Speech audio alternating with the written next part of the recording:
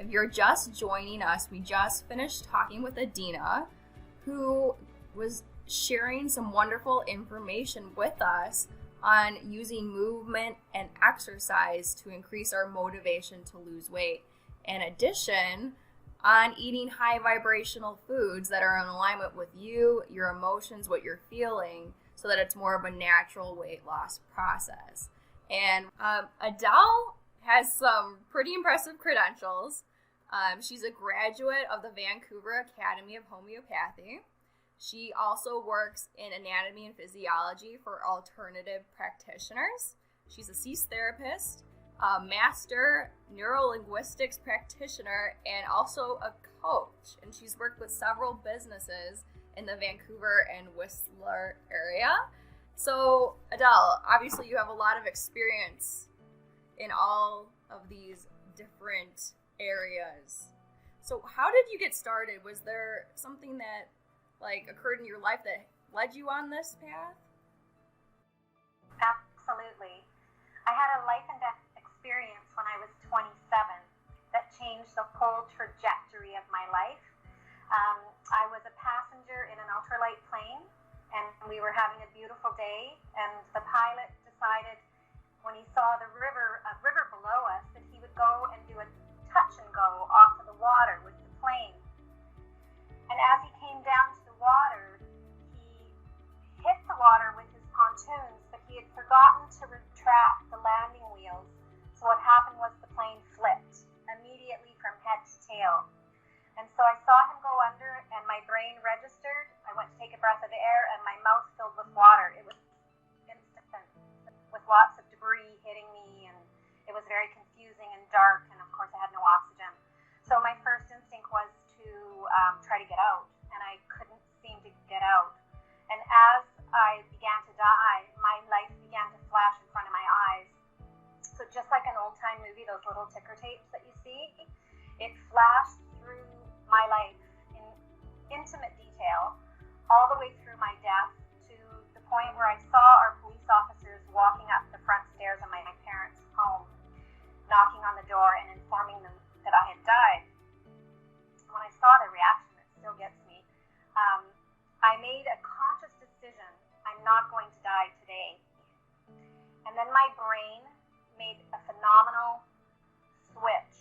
It went backwards, it reversed through all of those images that had flashed through my mind, and found some information locked within my mind that I needed, the exact information I needed to get out of a plane that had crashed and overturned in water. And for 25 years, I couldn't tell you the name of the movie, but when I was dying, I could tell you the script in detail.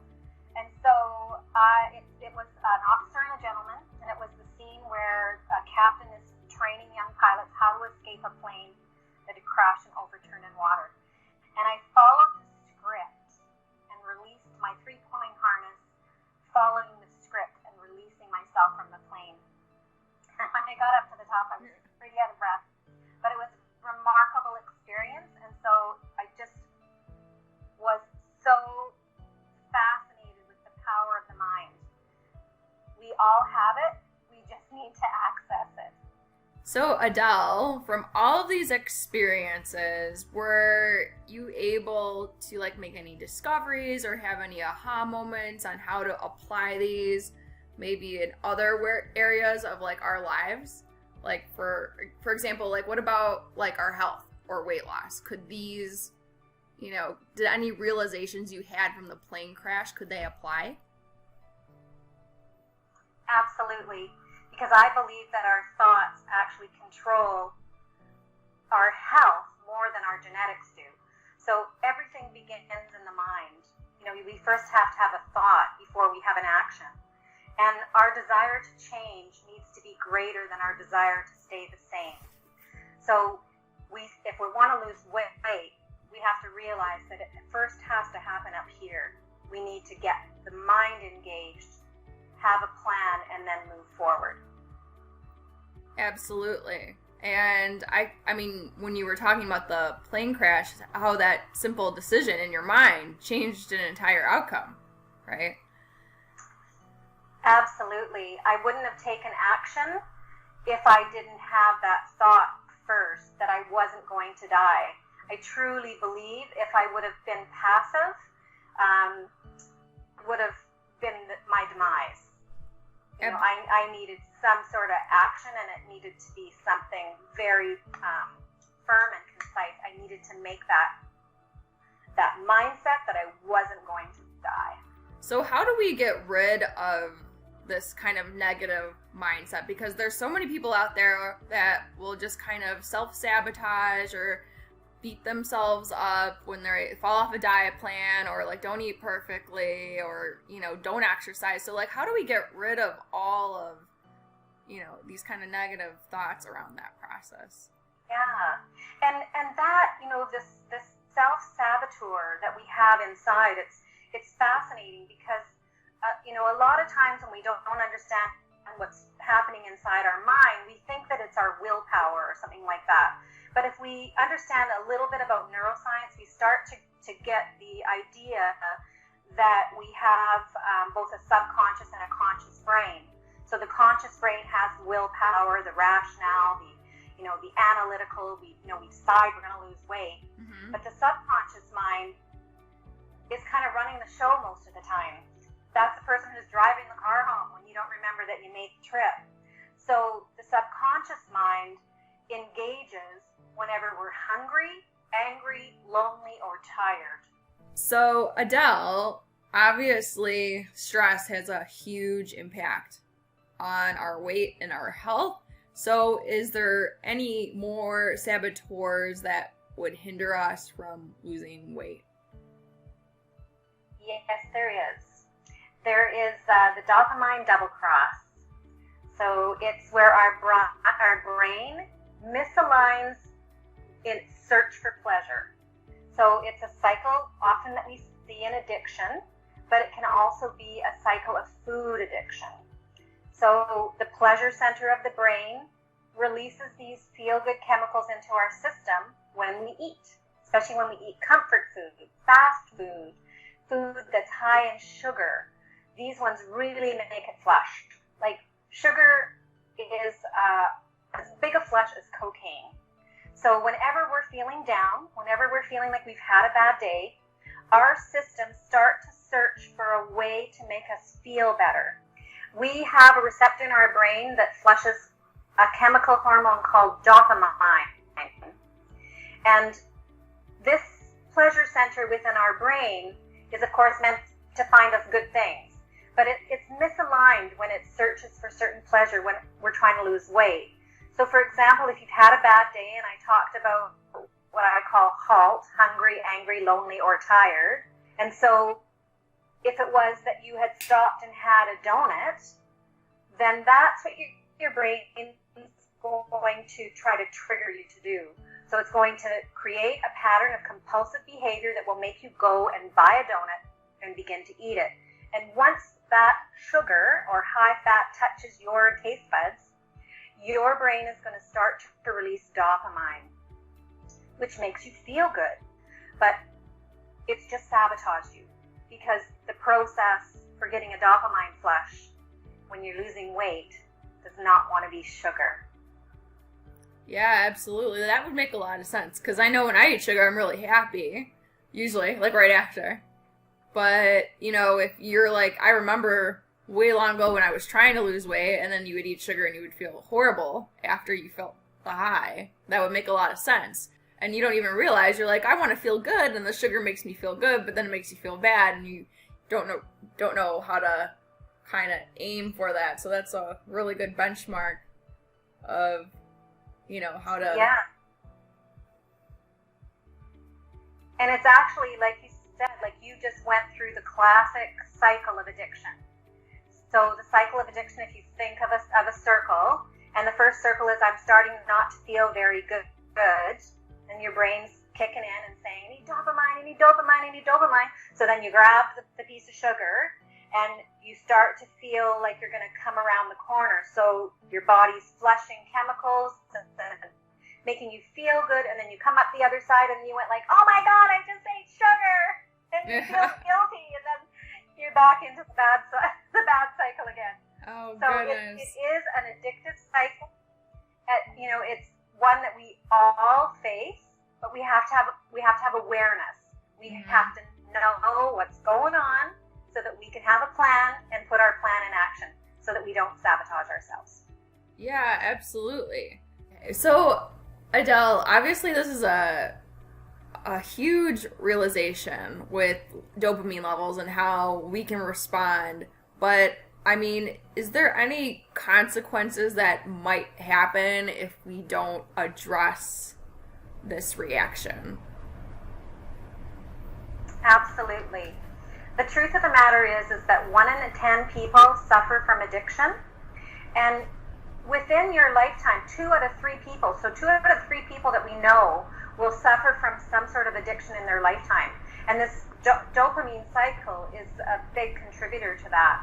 So just the awareness of that this dopamine double cross is in play in a lot of people's lives. And it's quite dangerous. We don't even think about like white bread, for example. Do you know that a baguette spikes our insulin more than a can of Coke? Like, it's so huge on the dopamine cycle, and it's everywhere. Like white wheat. And with that spike of insulin, you're 300% more likely to have a heart attack. So that's a crazy number. And then if you want to think on the exterior side, it actually speeds our aging process. We lose skin tone, we lack elastin in our tissue. We just look older than what we are. So for the cosmetic industry, they're really hoping you're going to eat white wheat. But there's just lots of things that we can do to get over that. But on the more serious side, if you have 2 things happening, if you have high blood pressure and you have a high insulin level, you're really in a dangerous inflammatory zone. And then we're talking about serious life-threatening illnesses like cancer, like diabetes, Alzheimer's, dementia, and fatty liver. So it's a sad state of affair. It's a cycle that needs to have more awareness, and it's actually not as hard to interrupt as you might think. So, Adele, how do I get out of this cycle? Like, if I end up in this horrible cycle, what is like the first thing I can do to get out of it? Well, the first thing is awareness. So you become aware that you actually are in a cycle. So you notice that there's triggers that might bring you into this cycle. And then you can get some tools in your tool belt. So we want to bring some fun back in our lives. There's some great dopamine flushers, and one of the biggest ones is laughter. Watching a good movie, putting on a comedy show, music that you enjoy gets that dopamine flush like you wouldn't believe. So, these are 2 things. The other thing is to hug somebody. Don't do it necessarily on the subway. Might get you some trouble. But, connection with others is a huge dopamine release. So getting that support system. It's great to have friends that are losing weight together, so everybody's on the same journey. And dance. Dance is another great one. So, kicking up your heels. And those can really make you feel good inside without taking a bite of anything. Wonderful. So, I love dancing, so I'm going to definitely remember that one. And actually, I didn't even realize that is my go-to, I guess, cycle corrector. There you go. Awesome. I love that. So anything that brings you pleasure is because you're getting the dopamine flush. So just identify those things that you really enjoy, and then those become your go-to. And once you start to re-engage this brain in a different way, then pretty soon, without even noticing, you're no longer reaching for the donut, you're reaching for your enjoyment quota. Absolutely. In addition to the negative cycle, what other ways are we hindering ourselves from losing weight? Well, it's looking at the external rather than the internal. So again, it's a mind game.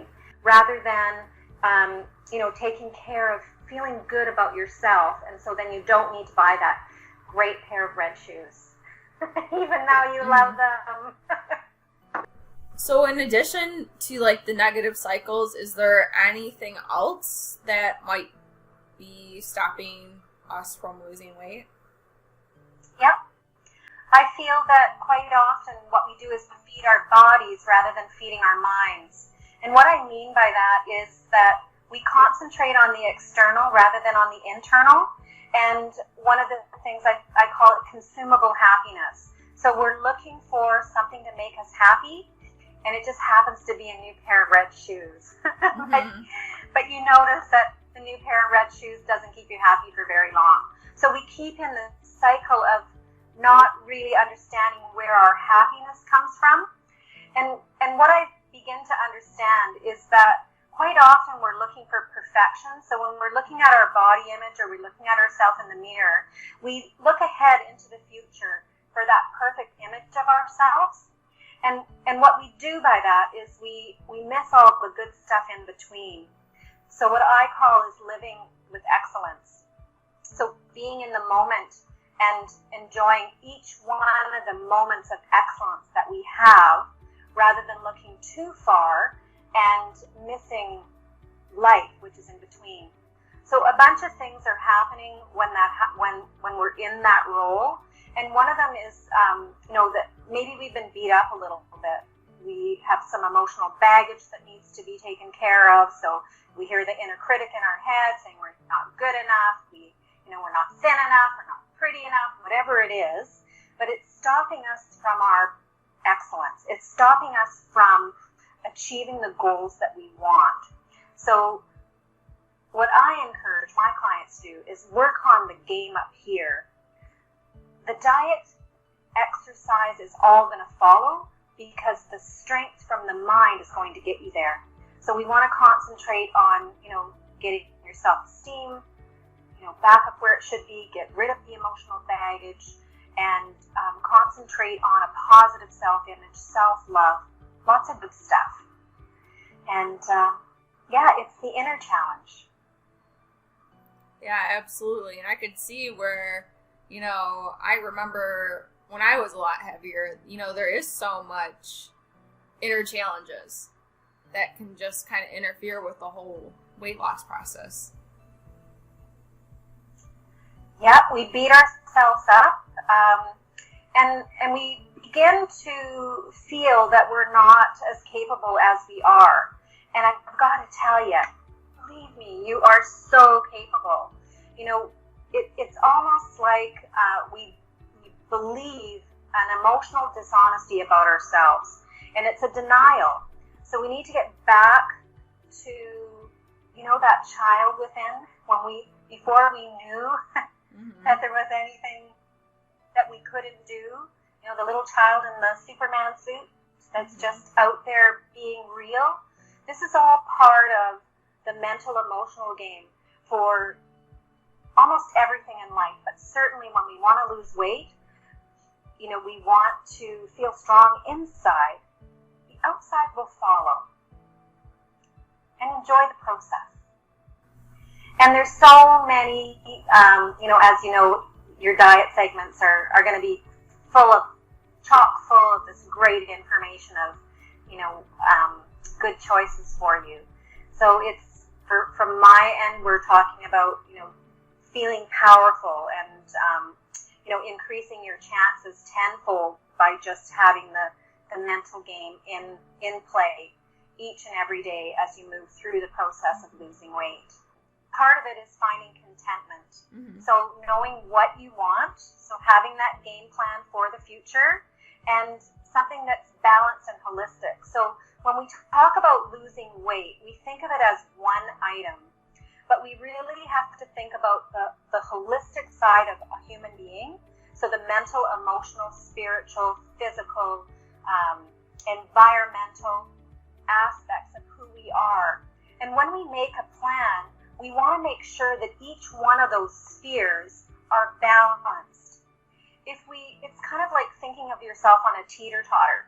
If you're just moving towards weight loss and that's your only goal, you're going to see that your teeter-totter does this. Mm-hmm. And so therefore you don't feel balanced as you move through the process. So you need to take that holistic sphere and take a look and see what's important in each one of those things. And then see what your strengths are in there. What are you living today? So, you know, we're talking more core values. We're talking like really understanding what's important to you so that as you move forward, your whole life is improving. So you have to have faith in yourself that you're capable of doing this. Faith in your treatment plan, that you have the treatment plan that's working for you. Faith in people that are supporting you. And then faith in your spirituality. So your real connection to that holistic sphere that I was talking about, and being grounded in who you are and, you know, what your life looks like on a whole level. And then I talk about the 5 pillars of empowerment. It's about loving yourself. It's about being mindful and bringing those things into your life so that we keep this conscious brain active and peaceful. And, you know, I talked a little bit about core values, but really having a clear purpose. Like, what is the goal so that you have a roadmap? And then connecting with a support group that really has the same goals and desires as you do. Being around like-minded people cannot be underscored. Like, you know, when you go to a workshop and you just feel like you're right in the right spot, they're speaking to you. Well, that's what a support group does. They keep you cohesive. They charge your energy. They keep you on track. So connection is huge, and it's one of the real basic needs for human beings. We need to connect. And then imagery. So the subconscious brain learns through images. So, you know, whether you do a vision board or, you know, you get out a picture of yourself when you looked exactly how you want to look. You know, you've got that figure, you've got your perfect outfit on, you're looking your best, and keep looking at that. Put it into your mind, think about it when you're meditating, you know, how it felt to be in that outfit, how you felt when you know, went to the gym or whatever it was that you chose. This image in the subconscious mind is a huge springboard to get you acting in that same direction. So those are other big ones. And then my final one is called my clear conscious routine. So it's a 5-step process of removing emotional baggage, which I think is essential for, of course, weight loss, but for anybody who's finding that, you know, they just need a little bit of support on the self-worth, self-love, all that kind of thing. So that's a process that I love to go through with people as well. So with all this information, it's obviously great, but do you have like any resources maybe that we could utilize for more information? I absolutely do. I'm offering a free giveaway for anybody who's attending the webinar, and I really hope you take me up on it. So it is just over an hour, and it's a gastric bypass that's done through a hypnotic suggestion. So it's very relaxing. It's, you know, a bit of meditation, gets you into the groove. It's all very loving and kind as you go through a process of actually having a hypnotic gastric band put on your stomach. So it's there for you. Krista's going to give you the link on the website, and I really hope that you download it and enjoy it. I'd love your feedback. And until I see you in person or ever speak to you in person, I hope that you stay well, and I wish you all the best. Well, Adele, it's been amazing having you here. I want to thank you so much for sharing your story and all this fabulous information with us. And for those of you who are just joining us, we just finished up with Adele, but we will be talking with Caroline next, so stay tuned for that. Adele, thank you so much for joining us. Thank Thank you so much for having me. I really enjoyed being